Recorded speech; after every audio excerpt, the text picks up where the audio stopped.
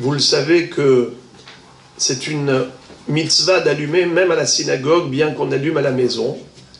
La question est de savoir pour quelle raison. Puisque dans la Gemara, ce n'est pas écrit.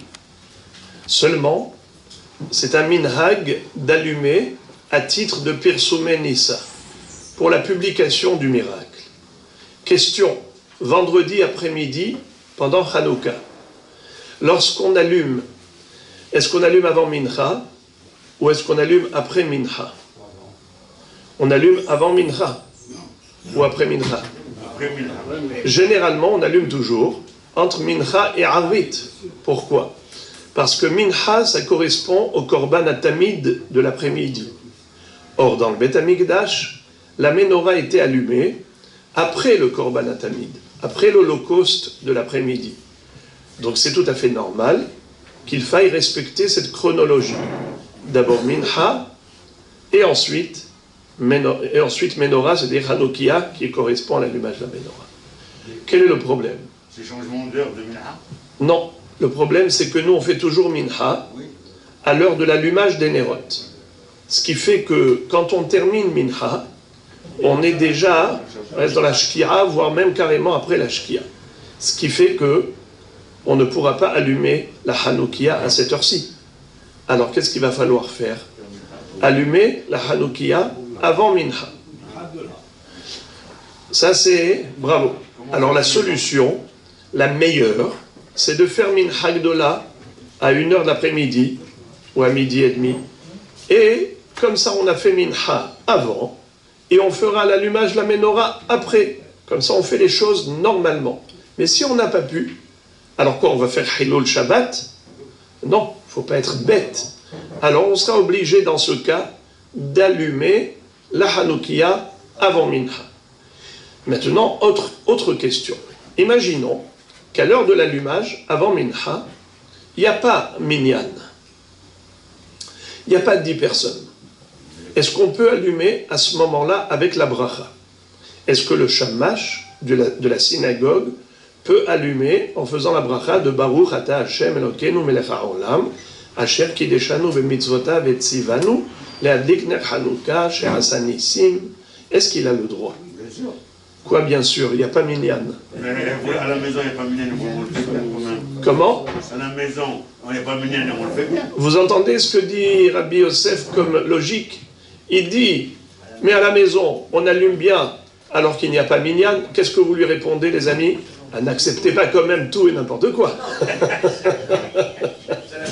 Allez, les amis, réagissez, nous. Qu'est-ce que vous répondez? Bravo. La différence entre l'allumage de la synagogue et l'allumage de la maison, ça n'a rien à voir. Car à la maison, on allume pour son devoir individuel, alors que la synagogue, c'est uniquement pour la publication du miracle, puisque cet allumage à la synagogue n'est pas écrit dans la Gemara. Pourquoi est-ce qu'après la clôture de l'écriture de la Gemara, il y a eu ce minhag qui a été institué? C'est pour faire ce qu'on appelle Pirsumé Nissa, n'est-ce pas? Parce qu'avant, on allumait à l'extérieur, on allumait dans la rue, n'est-ce pas? Mais depuis que les goïms nous ont interdit de faire la mitzvah, qu'est-ce qu'on a fait? On allume à la maison. Mais à la maison, qui est-ce qui voit? Il n'y a que nous. Alors c'est la raison pour laquelle on a institué d'allumer à la synagogue. Mais pourquoi la synagogue? Pour la publication du miracle. Qu'est-ce qui s'appelle publication? Il faut au minimum combien de personnes? Minyan. Une dizaine de personnes pour qu'il y ait le Pirsumé Nissa. Alors, est-ce qu'on peut allumer avant Shabbat, avant Mincha, quand il n'y a pas 10 personnes, avec bracha?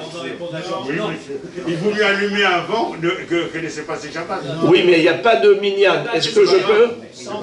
Il vaut mieux, alors il faut attendre que l'heure de passage Shabbat, et on est dans... Non, je peux proposer d'allumer sans bracha. Alors écoutez. Oui, excusez-moi, mais dans ce cas-là, après les gens ils vont dire comment ça se fait l'allumer sans bracha?